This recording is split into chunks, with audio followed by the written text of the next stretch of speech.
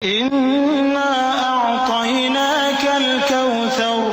नबी सल्लल्लाहु अलैहि वसल्लम, हमने तुमको कौसर यानी बहुत ज्यादा भलाई अता फरमाई है। तो अपने परवरदिगार के लिए नमाज पढ़ा करो और कुर्बानी किया करो।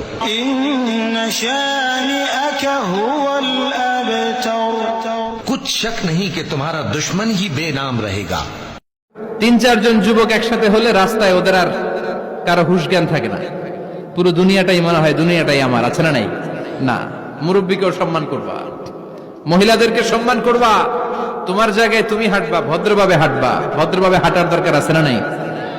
উনি মুরব্বী, একদিন উনিও তোমার মতো যুবক ছিল, ঠিক কিনা? এই যে আমার কালো দাড়ি আজীবন কালো থাকবে? কথা বলেন। উনার সাদা দাড়ি ছোটবেলায় মনে সাদা দাড়ি নিয়ে আসছিল না?